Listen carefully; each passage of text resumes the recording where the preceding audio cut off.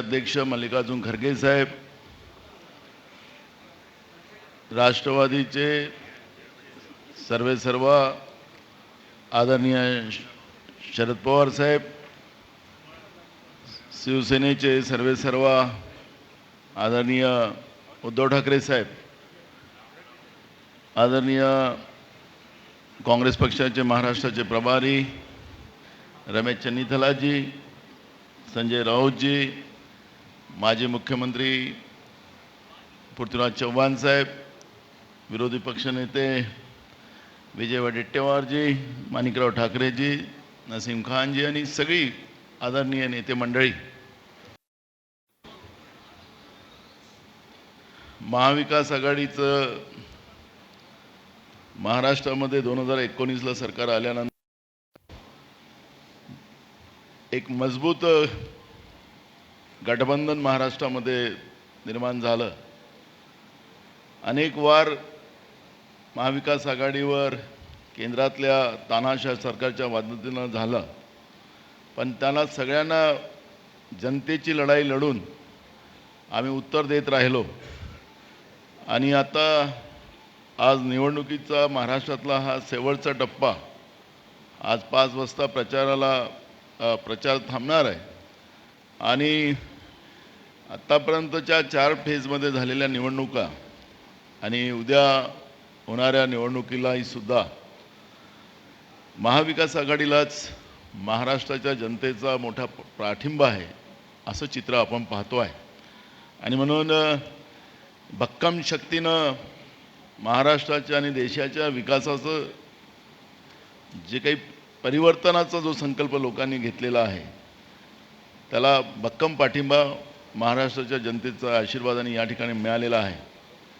आणि म्हणून छत्रपती शिवाजी महाराजांचा महाराष्ट्र हा तानाशाह दिल्लीमध्ये बसलेल्या सरकारच्या विरोधात एकजूट होऊन महाविकास आघाडीला आशीर्वाद देताना आपण पाहतोय। मी पत्रकार परिषदेची सुरुवात करतो आहे।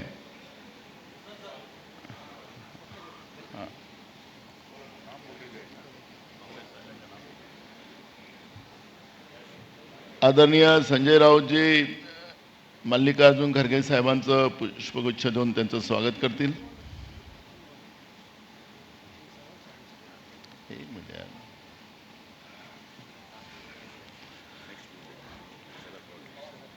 आदरणीय शरद पवार साहेबांचं विजय वडेट्टीवार साहेब पुष्पगुच्छ देऊन त्यांचं स्वागत करतील।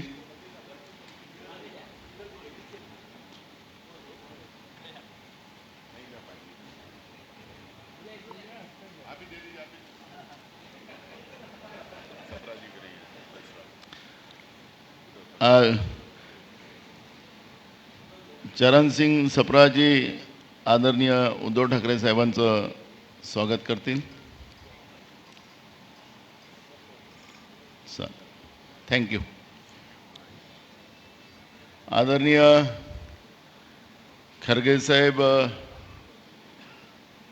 आपल्याला आता पत्रकार परिषदेची सुरुवात करतील। आमचे मित्र मधु कांबळे साहेब तुम्ही सुरू करा, प्रश्न खरगे साहेबांना विचारू शकता। माईक आहे का त्यांच्याजवळ?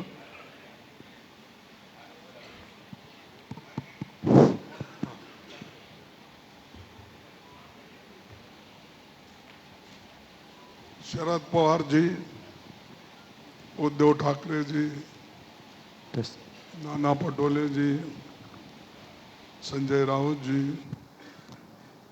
और तमाम हमारे इस मंच पे बैठे हुए सभी लीडर्स और मेरे पत्रकार बंधु और सारे साथी हूँ, आप सबको मेरा नमस्कार। हम सभी जानते हैं कि महाराष्ट्र की गैर कानूनी महायुति सरकार का धोखा, विश्वासघात और साजिश के आधार पर बनाई गई और इसका समर्थन खुद प्राइम मिनिस्टर कर रहे हैं और उनकी रैलीज भी महाराष्ट्र में बहुत हो रही है। और वो कहीं भी जाते हैं तो लोगों के बीच में दरार पैदा करने की कोशिश करते हैं और हमेशा समाज को तोड़ने की बात करते हैं। तो ये जो देश के लिए उन्होंने एक गलत तरीके से अपना विचार रख के लोगों को जो भड़काने का काम कर रहे हैं, शायद कोई प्राइम मिनिस्टर ऐसा भड़काने का काम नहीं किया होगा। मैं भी 53 साल से पॉलिटिक्स में हूँ, एमएलए बन के और एमपी राज्यसभा बन के मेरे भी 53 साल हो गए। ऑफ कोर्स हमारे शरद पवार साहब हमसे भी 5 साल आगे हैं, क्योंकि वो पहले से ही राजकारण में आए और उन्होंने अपनी ताकत भी रखी महाराष्ट्र में। साथ ही साथ उद्धव ठाकरे जी भी जब आए तब से वो भी पॉलिटिक्स में टिक के रहे हैं। तो मेरा एक ही कहना है कि ये जो विश्वासघात की पॉलिटिक्स चल रही है और मोदी सरकार ने संविधान संस्थाओं का दुरुपयोग कर रही है, धमकी, ब्लैकमेल और लालच से विपक्ष दलों में फूट डालकर उन्हें तोड़फोड़ किया जा रहा है। ऊपर से अन्याय ये हुआ है कि जो असली दल है उनसे उनका पार्टी सिंबल छीन कर भाजपा को समर्थन करने वाले दलों को दिया गया। यानी आप बोलेंगे तो ये कोर्ट का फैसला है, सीईसी का फैसला है। सब चीजें मोदी जी के इशारे पे चलते हैं, इसमें कोई दो राय नहीं है। वो जो कहते हैं वही होता है, लेकिन इस बार इलेक्शन में वो नहीं होगा। ये जनता की लड़ाई खुद जनता लड़ रही है उनके खिलाफ, और इस लड़ाई में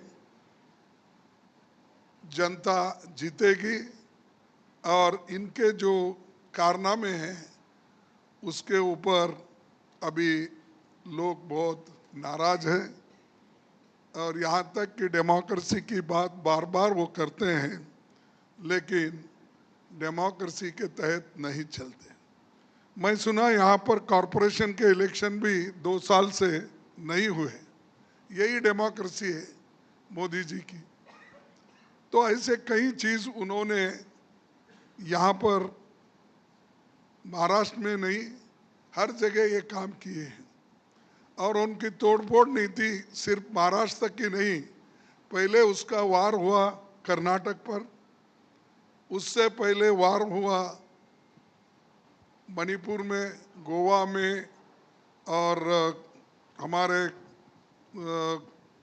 मध्य प्रदेश में, हर जगह वो गुजरात में भी वैसा ही कर दिए। हालांकि उनको हमको बहुत मार्जिनल फर्क था, लेकिन वहाँ भी तोड़फोड़ करके अपना काम उन्होंने कर लिया।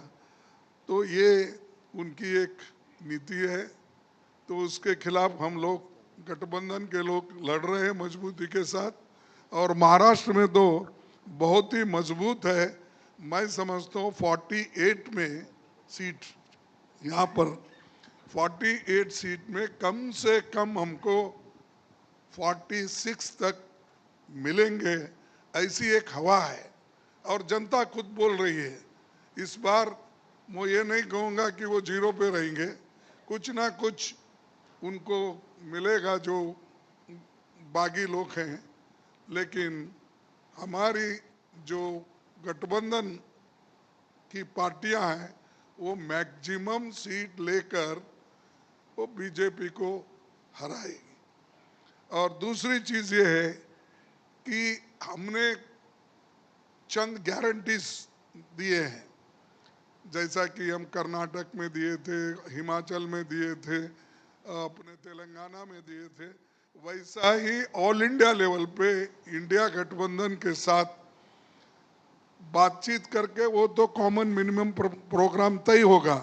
लेकिन हमने जो मैनिफेस्टो में दिखाया है कि वो खास करके नौजवान लोगों को 30 लाख लोगों के जो जगह खाली है वो भर्ती करने का, पहली नौकरी पक्की करने का, और गिग वर्कर्स के लिए सामाजिक सुरक्षा देने का, मनरेगा के तर्ज पर सिटी में, अर्बन एरियाज में भी लोगों को काम देने का, और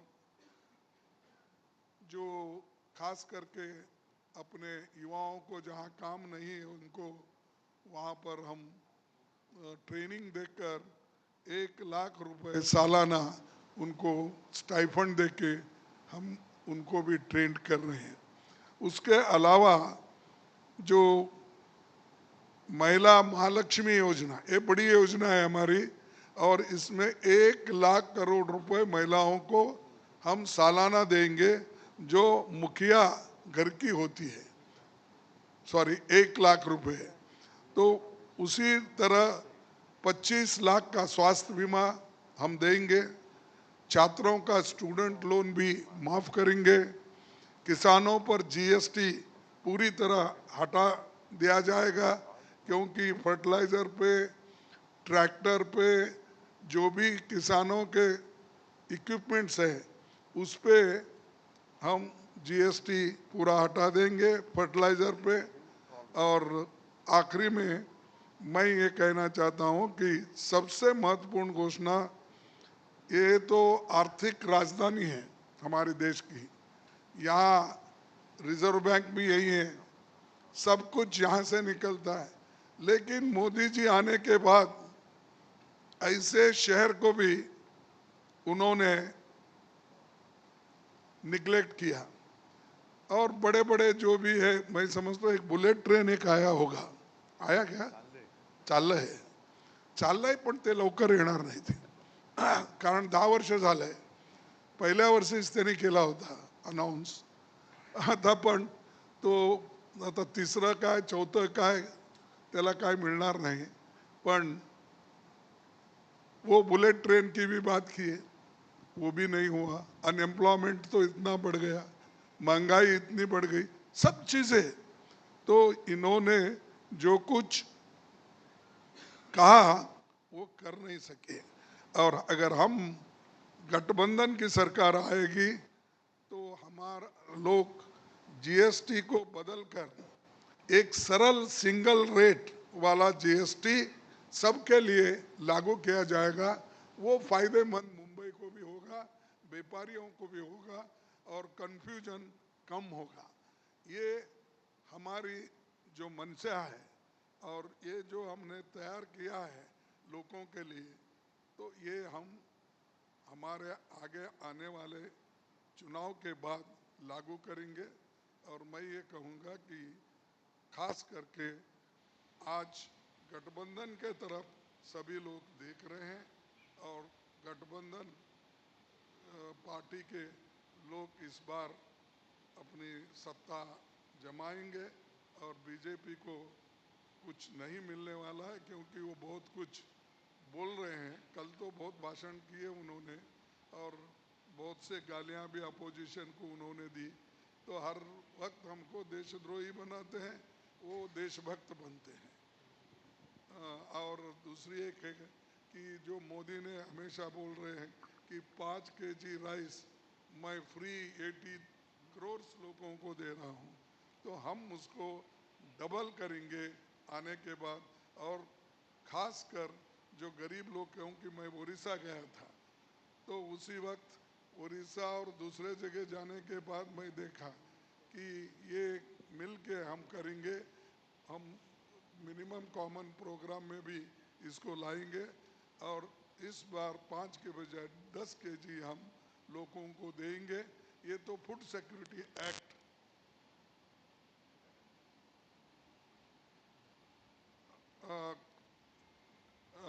फूड सिक्योरिटी एक्ट ने तो हमने लाया, लेकिन ये फूड सिक्योरिटी एक्ट हम लाने के बाद मोदी जी ये कह रहे हैं मैं फ्री दे रहा हूँ। अरे ये तो एक्ट है बनाया हुआ, इसको तो आप निग्लेक्ट नहीं कर सकते। इसलिए हम ये जो असंवैधानिक संस्थाओं का दुरुपयोग भी एक तरफ हो रहा है, जैसा कि ईडी का, सीबीआई का, इनकम टैक्स का, तो खूब दुरुपयोग कर रहे। इसीलिए संविधान को बचाने के लिए और गुड गवर्नेंस के लिए ये ज़रूरी है कि हम लोग मिलके इसको करना है।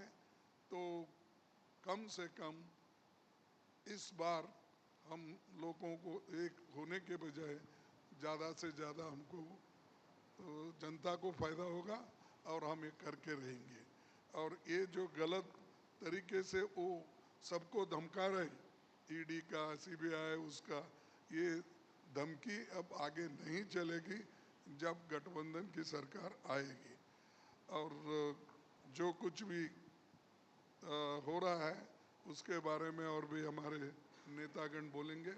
बस मैं इतना कह के अपनी बात को समाप्त करता हूँ। अगर आपके कोई क्वेश्चन है बाद में लूँगा हमारे नेता लोग बोलने के बाद। आदरणीय शरद पवार साहेब.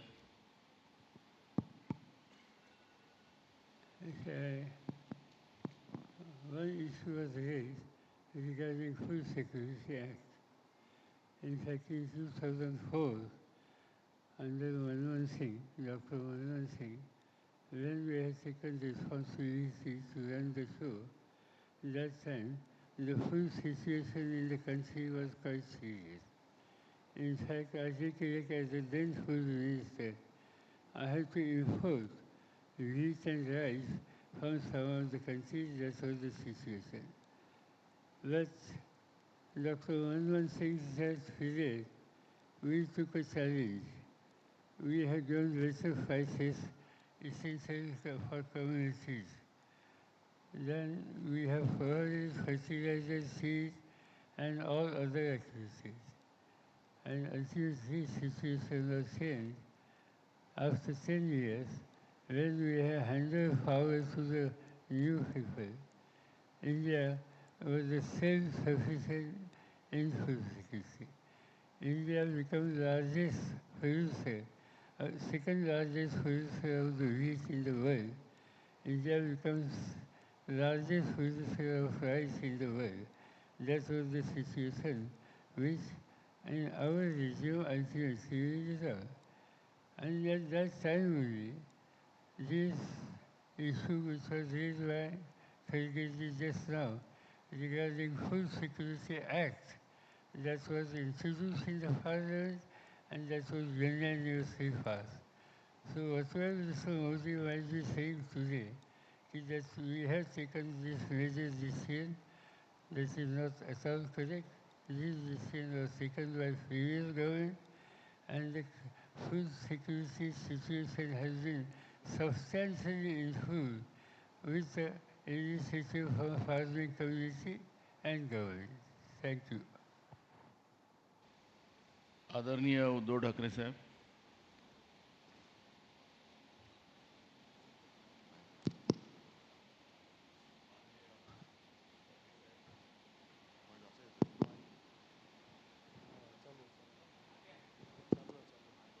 येतोय ना आवाज? हा येतो.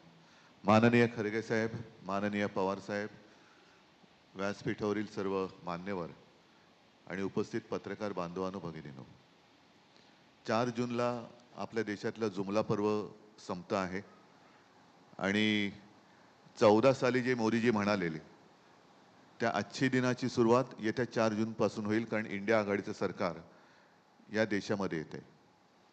जवळपास सर्व प्रचाराचे मुद्दे म्हणजे जनतेच्या जीवन मरणाचे प्रश्न, हे सगळे अख्ख्या देशामध्ये चर्चिले गेलेले आहेत.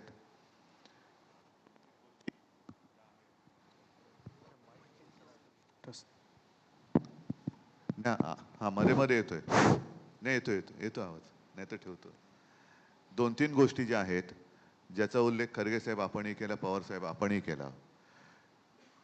एक तर शासकीय यंत्रणांचा दुरुपयोग जो होतो आहे, म्हणजे भ्रष्टाचाराचे आरोप करायचे, पूर्ण व्यक्तीला बदनाम करून पक्षात घ्यायचं आणि त्याचा सन्मान करायचा. महत्त्वाचा मुद्दा जो मी माझ्या कालच्या भाषणात सुद्धा मांडला की महाराष्ट्राला हे बदनाम करतायत, महाराष्ट्राला लुटतायत आणि मुंबई हे देशाचं आर्थिक केंद्र हे त्यांना बघवत नाहीये.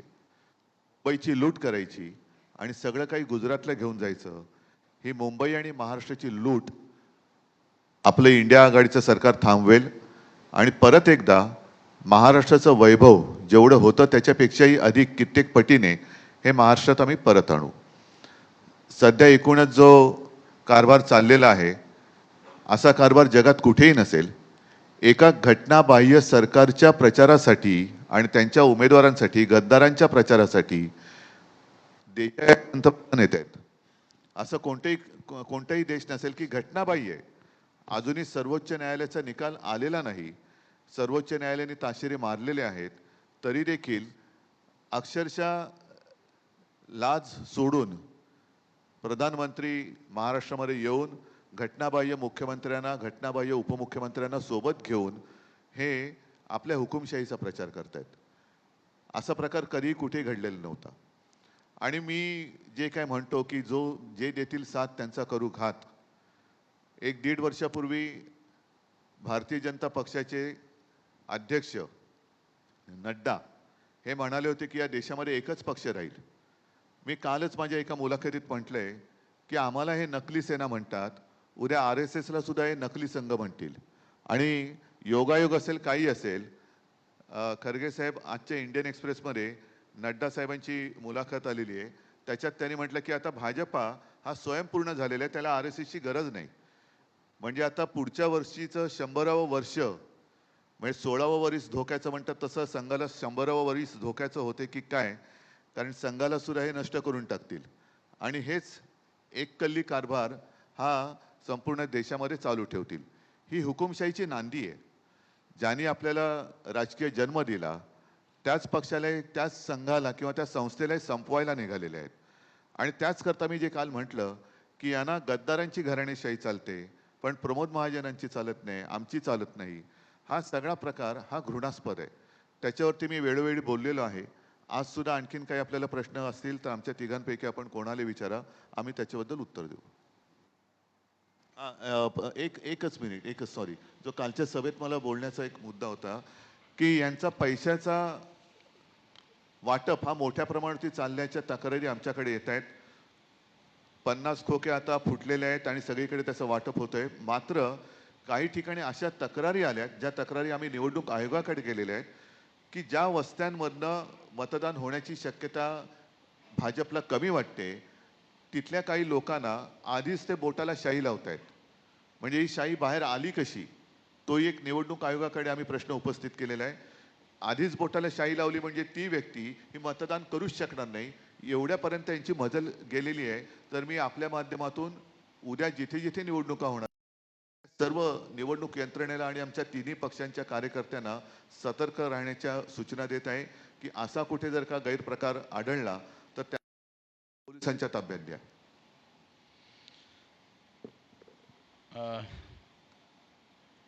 मधु कांबळे साहेब खरगे साहेबांना प्रश्न विचारू शकता. हां, नाही,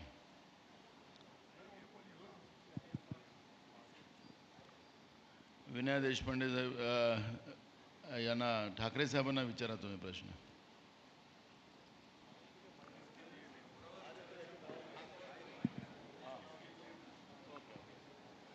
हॅलो.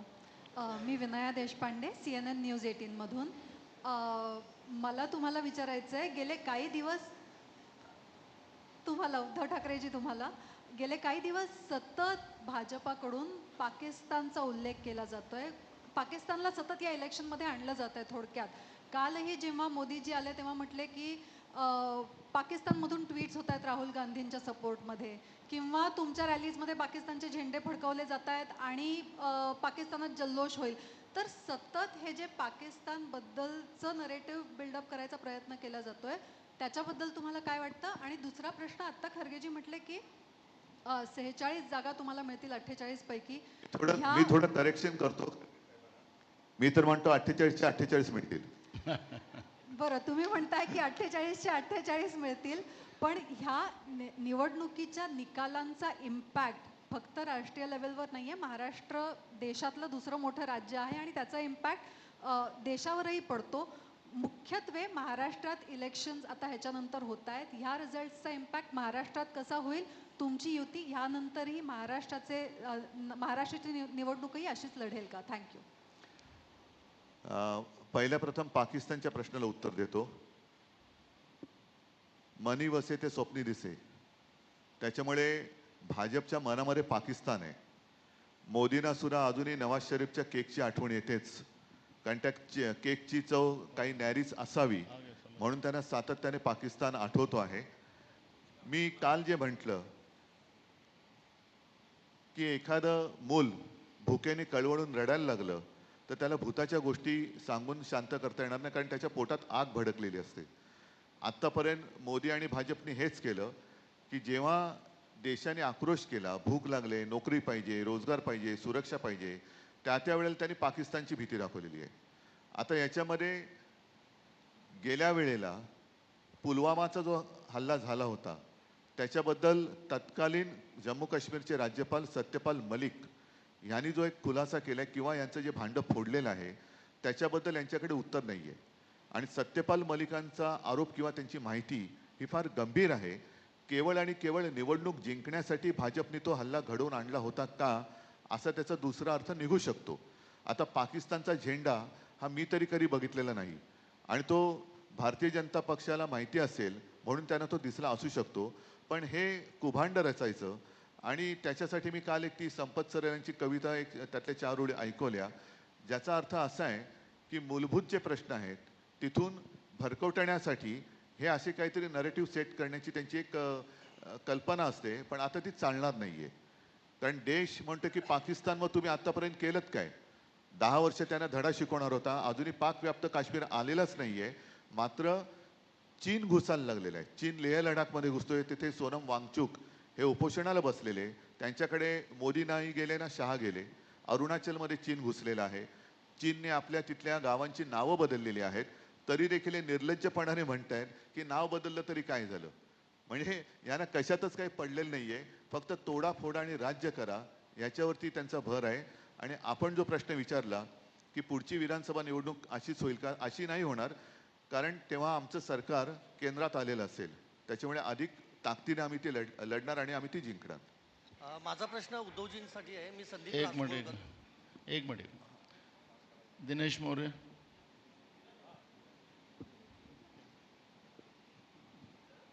मेरा सवाल उद्धव जी आपसे और उसके बाद खड़गे जी आपसे होगा. पहला सवाल ये कि जेपी नड्डा जी ने जो कहा है कि अब हमें आरएसएस की जरूरत नहीं, अप्रत्यक्ष रूप से कहा, उस पर आपका क्या कहना है?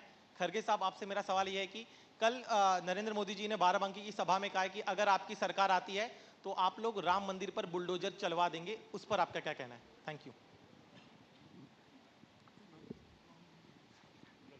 ठीक है, आपने क्या कहा था नड्डा साहब, तो अभी इतना ही बाकी है. वो आरएसएस को भी नकली आरएसएस कह देंगे कल उठकर.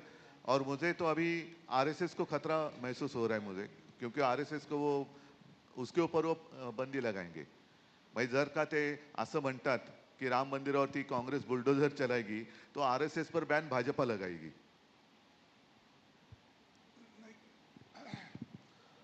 ठाकरे साहब ने अब आपको स्पष्ट किया, बुलडोजर उनकी गवर्नमेंट है. हम किसी को आज तक बुलडोजर लगाया नहीं.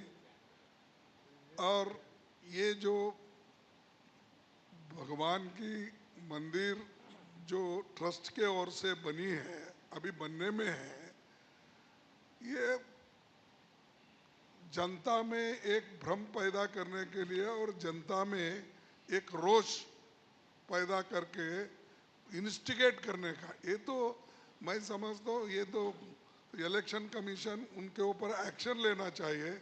जो इंस्टिगेटिव स्पीचेस करते हैं तो उनके खिलाफ तो कार्रवाई होनी चाहिए. खुद प्राइम मिनिस्टर कर रहे हैं.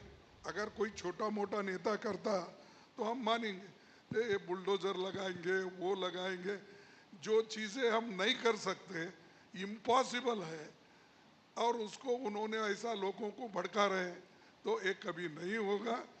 हमारी गवर्नमेंट आने के बाद हर चीज की हिफाजत होगी। ये तो हमारा जो संविधान कहता है, संविधान के तहत हम चलेंगे। मुस्तफा शेख।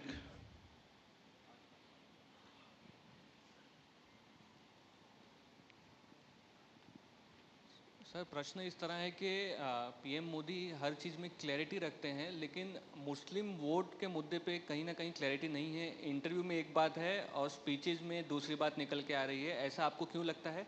कल राज ठाकरे ने आगे जाके ये कहा है कि जो मुसलमान आपके साथ हैं वो उद्रेकी है या वो सर नहीं उठा पाए 10 साल से, इसलिए आप लोगों के साथ हैं।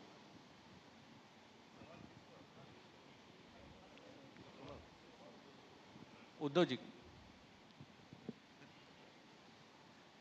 पहले वहाँ जितने सारे कल मंच पे लोग थे उनको अपनी दिशा तय करनी चाहिए कि कौन सी दिशा वो जाना चाहते हैं। कभी इधर कभी उधर भटके हुए लोग हैं। जब वो कहते हैं कि पवार साहब की उन्होंने आलोचना की थी भटकती हुई आत्मा, ये तो आत्मा है या नहीं पता नहीं, संवेदना नहीं है उनमें और सिर्फ उनके भटक रहे हैं, कुछ भी कहते जा रहे, कुछ भी बकते जा रहे हैं। और सिर्फ मुसलमानों के बारे में नहीं, मोदी जी ने मेरे बारे में ही कहा है, मुझे भी उन्होंने नकली संतान कहा है। तो क्या जो उनके अगल बगल में सारे लोग बैठे थे उनको उनका ये सब, ज्याला मराठीत अकलेचे तारे म्हणतात, पण मी म्हणणार नाही कारण तारे दाखवायला सुद्धा अक्कल असावी लागते, त्यांना अक्कल नाही आहे कारण ते मला नकली म्हणतात, पण मी त्यांना बेअक्कली म्हणतोय। तो उनको ये मंजूर है, कुछ भी बकते जा रहे। और जैसे वो जो कह रहे हैं कि इंडिया आघाड़ी की सरकार आएगी तो कांग्रेस राम मंदिर पर बुलडोजर चलाएगी, ये होगा नहीं। पहले तो हमारी सरकार राम मंदिर का काम पूरा करेगी, जो उन्होंने आधा अधूरा किया है वो तो पूरा करेगी। अन्य गुप्ता। ये जहाँ तक राम मंदिर पर बुलडोजर की बात हुई, हम ये कहना चाहते हैं कि इस देश में जितनी जितनी रिलीजियस इंस्टीट्यूशंस है, चाहे हिंदू के हो, चाहे मुस्लिम के हो, चाहे ईसाई को हो, चाहे सिखों को, इनकी इज्जत रखना हमारा फर्ज रहेगा। सर ममता बनर्जी ने कहा कि इंडिया आघाड़ी की सरकार इंडिया आघाड़ी की सरकार बनती है तो वो आउटसाइड सपोर्ट देंगी। इस पे कांग्रेस लीडर अधीर रंजन ने कहा कि वो ममता पर भरोसा नहीं करते, आगे जाकर वो बीजेपी के भी साथ जा सकती हैं। खड़गे सर आपका जवाब। अब ममता जी, पहले तो उन्होंने ये कहा कि हम बाहर से सपोर्ट करते हैं, ये पहले से भी हुआ, बहुत से पार्टियां बाहर से सपोर्ट करते आते हैं। जैसा कि यूपीए गवर्नमेंट था पहले तो 2004 में तो बाहर से सपोर्ट कर रहे थे कम्युनिस्ट। अब उन्होंने ये कहा है, लेकिन रिसेंटली और एक स्टेटमेंट उनका आया है कि अगर सरकार बनती है तो सरकार में हम शामिल हो जाएंगे। तो नेचुरली वो गठबंधन के साथ है, ये स्पष्ट है। अब रही बात अधीर रंजन चौधरी की, अधीर रंजन चौधरी निर्णय लेने वाले नहीं, निर्णय लेने वाले हम हैं, कांग्रेस पार्टी है, हाईकमांड है, इसीलिए वो हम जो निर्णय लेंगे वही सही होगा। सर क्योंकि वो कांग्रेस लीडर हैं, उनका व्यू अलाइन नहीं हो रहा है पार्टी लाइन के साथ। नो देखो, अलाइन नहीं हो रहा, ये नहीं हो रहा कि मैंने कहा कि हाईकमांड हम हैं, हम जो तय करेंगे फॉलो करें, अगर कोई फॉलो नहीं करता तो वो बाहर जाएगा। एक मिनट संजय एक मिनट संजय दीप्ति सिंह। नहीं, वो कुछ कहना चाहते ना, क्या है? संजय को दो। Kharge sahib, till yesterday, Mr. Modi was telling that Congress manifesto was nothing but a Muslim League manifesto. And suddenly at the yesterday's meeting, he says that, and he finds out it's a Maoist manifesto. And if at all it has to be implemented, the country will go bankrupt. How do you see this? My second question is to Mr. Sharad Pawar. Pawar साहेब ते कालपासून असं म्हणायला लागले, आधीच्याही 3 मीटिंगमध्ये म्हणाले होते की राहुल गांधींनी आता वीर सावरकरांबद्दल बोलायचा, त्यांचा अपमान करण्यासंदर्भात बोलायचं बंद केलंय इलेक्शन पुरतं। या इंडिया ब्लॉक आघाडी आणि शरद पवारांमध्ये धमकी असेल तर त्यांनी सांगावं, लाईफ टाईममध्ये त्यांनी सावरकरांबद्दल काही बोलणार नाही। How do you see this? म्हणजे this is a narrative being set basically again to say that की तुम्ही सगळेजण जे हिंदू त्यानंतर राम मंदिर असेल किंवा आर्टिकल 370 असेल याच्या विरोधातून एक नरेटिव्ह सेट करतायत, आम्ही फक्त त्या बाजूनी केलेले आहेत. गमत असे आहे की या आजचं इलेक्शनचे जे मुद्दे आहेत त्याच्यावरती वीर सावरकर हा इश्यूच नाही. ज्यामुळे जो इश्यू नाही आहे किंवा राहुल गांधीच्या संबंधीचं कुठलं भाष्य केलं नाही ते कारण नसताना एक प्रकारची चिथावणी दिल्यासारखं काम हे मोदी करतात. त्यांचं सवनकालचं इतकं भाषण जाणीवपूर्वक एक धर्मांध प्रवृत्ती वाढेल कशी हे सूत्र त्यांनी नजर समोर ठेवून वक्तव्य केलेलं आहे. आज सामाजिक ऐक्य हा जो विषय आहे तो सगळ्या देशवासियांच्या दृष्टीने अत्यंत महत्त्वाचा आहे आणि प्रधानमंत्री पदाची जबाबदारी ज्यांच्यावर आहे त्यांनी त्या संदर्भात तारतम्य दाखवायची आवश्यकता आहे. दुर्दैव आहे की हे पहिले प्रधानमंत्री आहेत की या संबंधीचं तारतम्य दाखवत नाही आणि सामाजिक धार्मिक भाषिक ऐक्याला प्रोत्साहन देत नाहीत. खरगे सर वो दिस साइड. दीप्ति सिंह सर माझा प्रश्न. नहीं ठीक है आपका बोलना. देखिए मोदी जी की आदत है झूठ बोलना और आपके पास बहुत सबूत है, मैं बोलने की ज़रूरत नहीं. काले धन का सबूत है, 2-2 करोड़ नौकरी देने का सबूत है, एमएसपी का नहीं एमएससी लागू करने का और किसान की आमदनी दुप्पट करने का, ऐसे कई हैं. ये सब झूठ है, आपको भी मालूम है. और ये भी ऐसा ही बोला कि जब हमारी इलेक्शन मैनिफेस्टो निकली तब उन्होंने बोला ये इलेक्शन मैनिफेस्टो ये मुस्लिम लीग की है. अब आज बोल रहे हैं वो माओ की. अरे किसी एक पे तो टिक के रहो कम से कम. मोदी जी आपको सलाह देने वाले कौन है मुझे मालूम नहीं. क्या खुद का सलाह से आप बात करते हो? खुद की आत्मा इसी बोल रही है, क्या आप किसी का सुन के बोल रहे हो? ये तो मजाक हो गया. मुस्लिम लीग का ये 5 न्याय है हमारे, क्या मुस्लिम लीग के लिए है? युवा न्याय, नारी न्याय, श्रम न्याय, जनगणति का और किसान न्याय, ये क्या मुस्लिम लीग के लिए है? और उसी तरह से जो 25 गारंटीज हमने बनाई और उसके साथ में और एक बोला कि मैं 5 केजी के बजाय 10 केजी बना रहे, क्या ये मुस्लिम लीग के लिए है? तो ये ऐसी चीज़ें ये बोल बोल कर लोगों को झूठी बातें बोलकर आज तक वो लोगों को मूर्ख बना रहे. भाई मूर्ख आप बहुत सकते हैं, चंद दिन के लिए चंद लोगों को बना सकते हैं, सब लोगों को सब टाइम आप मूर्ख नहीं बना सकते. तो ये माओइज्म का बोल रहे. अरे हमारा तो पार्टी सेंट्रलिस्ट है, सबको मालूम है. नेहरू की आइडियोलॉजी पे हम चल रहे हैं. डेमोक्रेसी महात्मा गांधी जी के आशीर्वाद से जो हमको मिला है उपदेश उस पे हम चल रहे हैं. ये सब छोड़ के माओ, तो तुम माओ के बाप हो ना. अब तो आप तो ऐसे हो कि हर चीज पे हमला बोलते हो. तो ऐसे लोगों से देश बहुत दिन नहीं चला सकते. अब तो खत्म होने पे है. ऐसा उनका 100 बकना हमारा एक करना बराबर है. खरगे सर एक सवाल मैं आपसे जानना चाहेंगे. एक खरगे सर एक सवाल आपसे जानना सॉरी चाहेंगे. सर एक minute.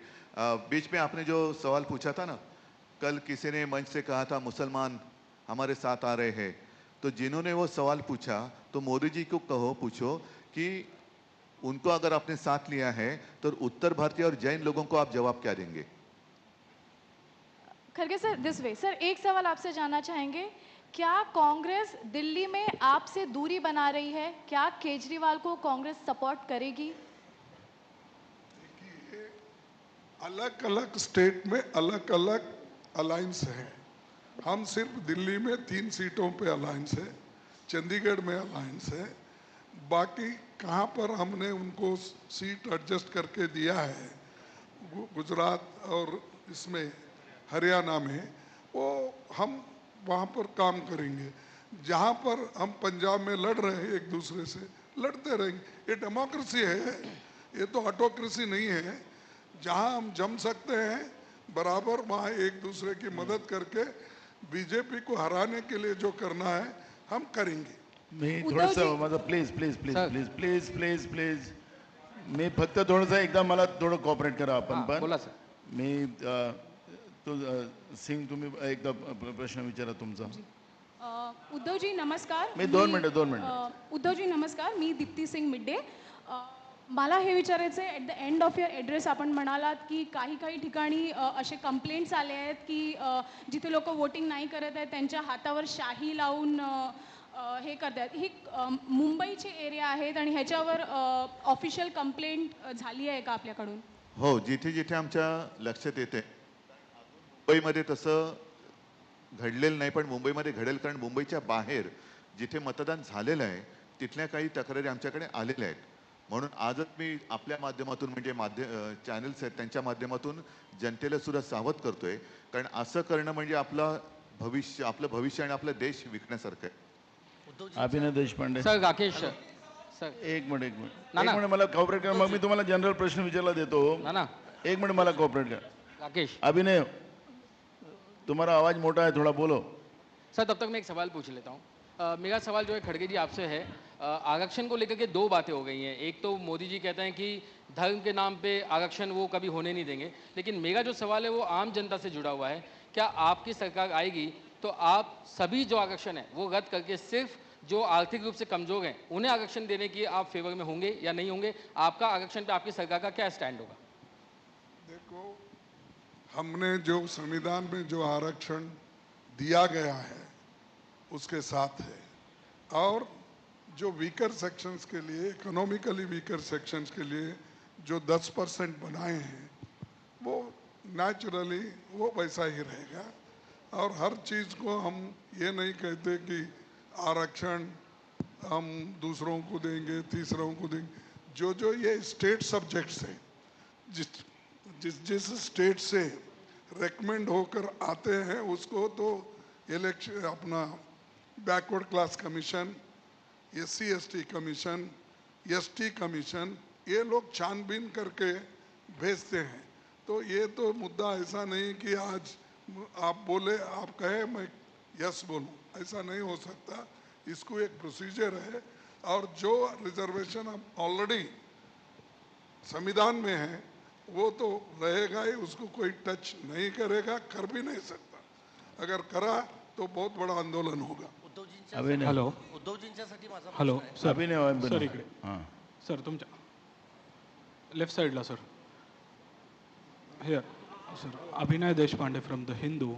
So, well, you have already spoke about Ram Mandir issue. So, would you, every day Prime Minister Narendra Modi is alleging that the Congress would reinstate Article 370 once it comes back to power at center. So, what is your party's stand on Article 370?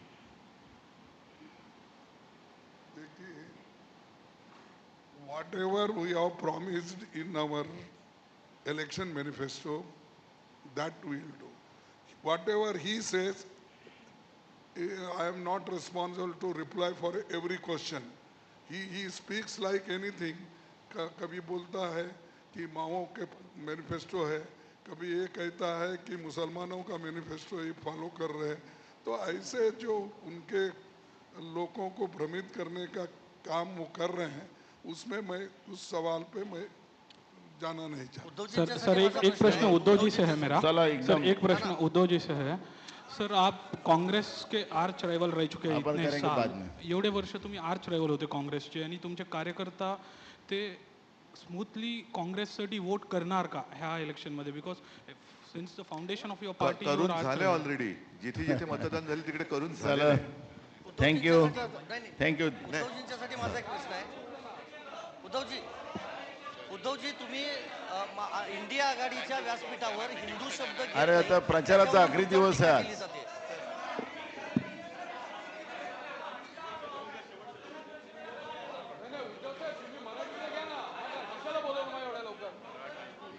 Sir मराठीचं चल घे, लवकर घे. नाही सा- नाना उद्धवजींच्यासाठी माझा प्रश्न आहे. सागर बोल लवकर. मी संदीप रासोळकर TV9 मराठी. तुम्ही माझा इंडिया प्रश्न- आघाडीच्या व्यासपीठावर इंडिया आघाडीच्या व्यासपीठावर हिंदू शब्द घेत नाही, फक्त देशभक्त शब्द घेता, यावरून तुमच्यावर टीका सुरू आहे. आणि दुसरा प्रश्न खरगे साहेब, जे लोक देशभक्त या शब्दावरती आक्षेप घेतात, एकतर ते हिंदू नसतील किंवा देशभक्त नसतील. कारण हिंदू देशभक्त नाहीत हा शोध कोणी लावला? हिंदू काही देशभक्त नाही.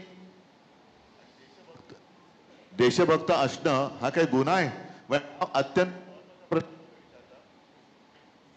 असा याचा अर्थ असा की आमच्यावरती जे पाकिस्तानचा झेंडा नाचवल्याचा आरोप करतायत ते देशद्रोही आहेत.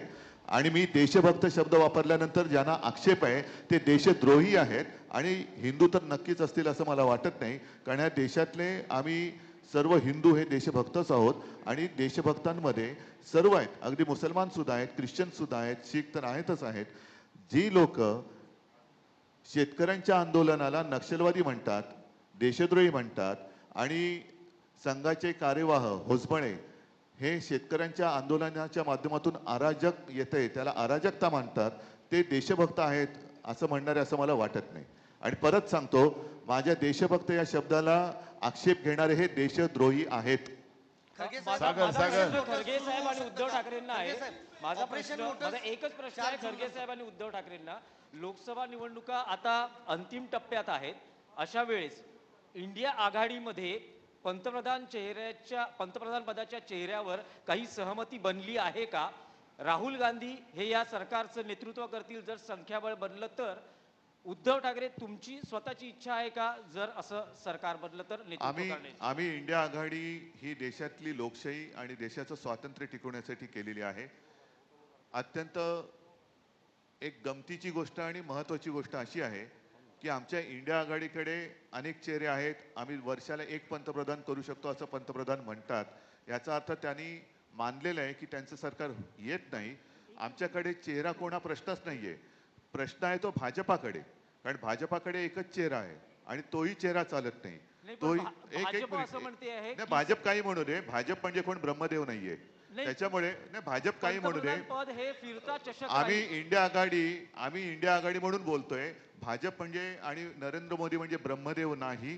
परत एकदा सांगतो, आमच्याकडे इंडिया आघाडीकडे पंतप्रधान पदासाठी अनेक चेहरे आहेत. त्याच्याबद्दल सुद्धा काय करायचं हे आमच्या बैठकीमध्ये ठरलेलं आहे. पहिले त्यांना अंगावर यायचं तेवढे येऊ द्या. त्यांच्याकडे आता चेहरा नाही. अनेकदा मी म्हटलेलं आहे आणि मोदीजीच म्हणाले की एकच प्रॉडक्ट किती वेळा लॉन्च करणार. आता तोच प्रश्न त्यांना आहे. प्रत्येक वेळा निवडणूक आल्यानंतर हे बोवल्यावरती चढतात. 14 साली चढले, 19ला चढले, 24ला चढले आणि आता तो चेहरा चालत नाही. मोदी लाट आज कुठेही नाही. आणि भाजपची पंचायत अशी झाली आहे की निवडणूक आता अंतिम टप्प्यात आल्यावर ते पंतप्रधान पदाचा चेहरा बदलू शकत नाही. त्याच्यामुळे त्यांना हारण्याशिवाय दुसरा आता काही पर्याय उरलेला नाही.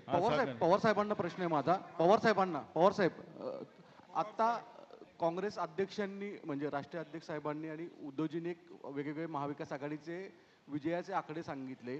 तुम्ही काही दिवसांपूर्वी शिरूर किंवा पुण्यामध्ये एक आकडा वेगळा सांगितला होता. आज तुमचा फिगर मॅजिक फिगर काय येतो महाविकास आघाडीचा?